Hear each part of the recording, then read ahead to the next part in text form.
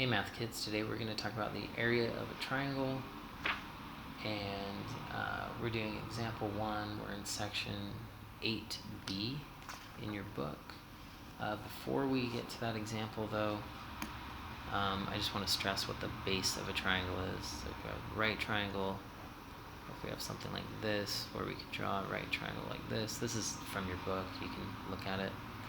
And then if we had a triangle that looked more like this, your base,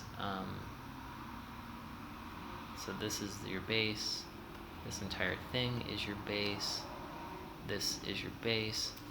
The height is a little bit different. It's like the perpendicular height. So on this one, it's just that simple. But if we just saw this triangle, we don't use this or this. It's actually the distance from here to here is the height. And then this one's even stranger. We'd have to draw something down like this and make perpendicular with this base, and that would be our height.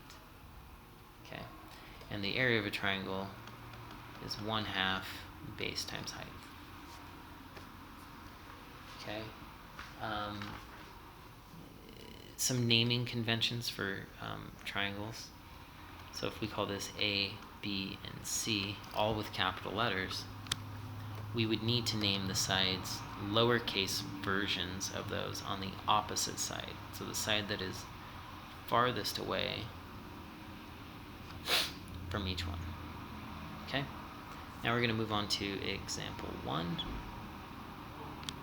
And it just says find the area of this triangle. So I have 28 degrees, 15 centimeters, 11 centimeters. I wonder if I just missed this in the book. Oh, they do mention it. Okay.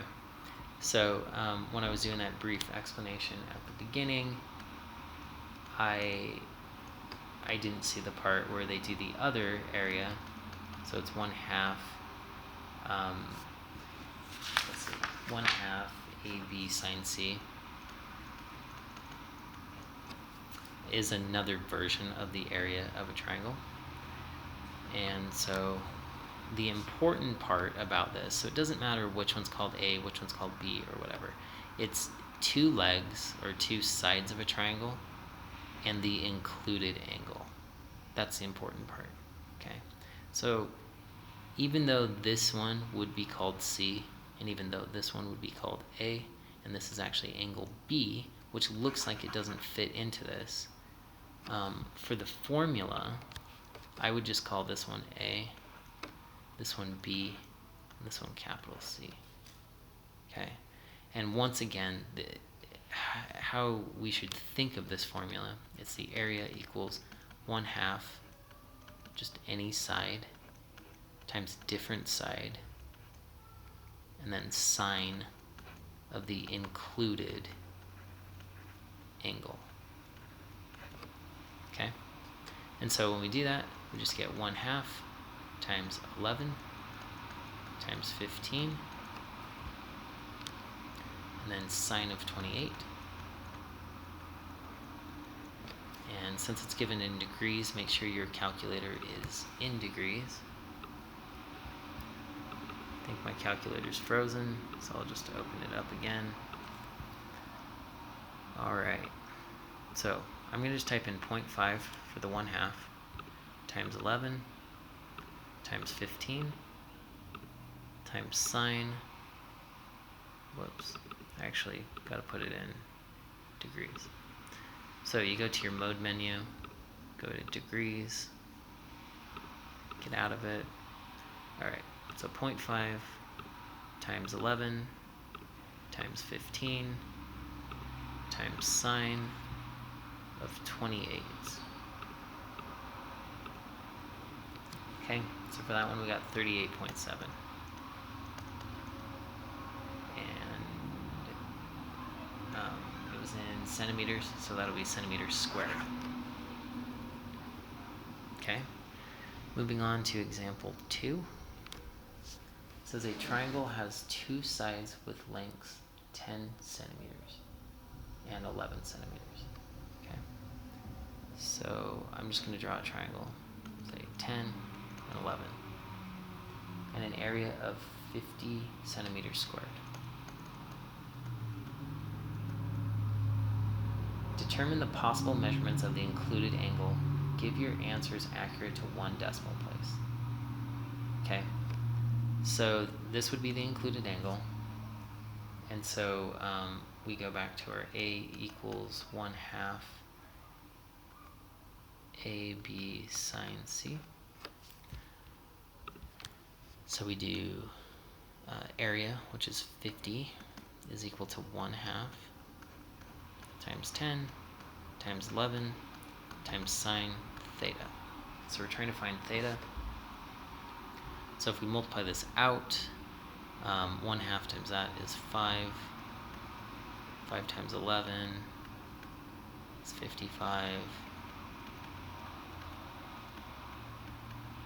And then we're going to divide by 55.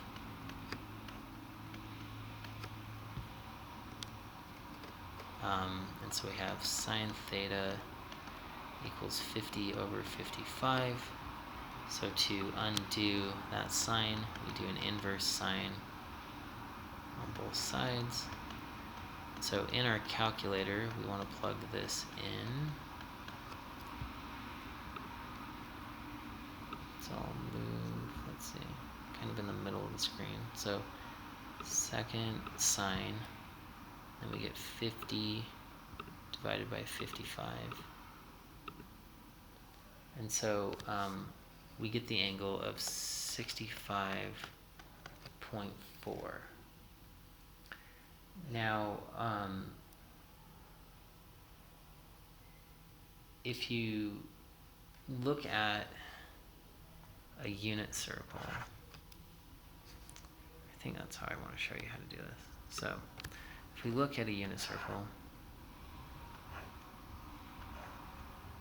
and 65.4, so we don't have to be exact, but remember the sine value,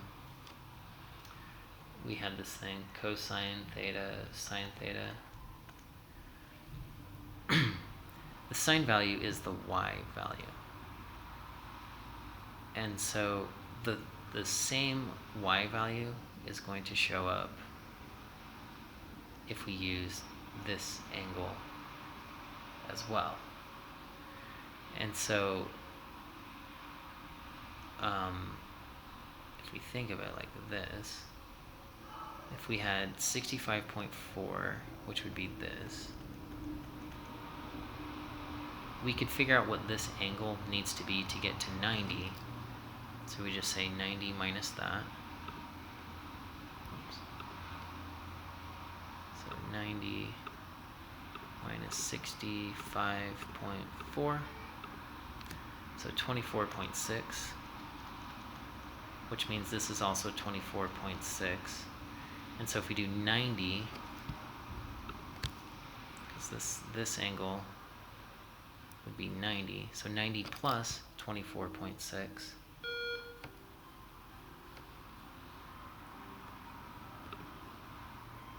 Just add 90 to that. We get 114.6. So that's the other one. So if you need additional help, please come to Math Lab. Those are the two answers. And for now, calculator.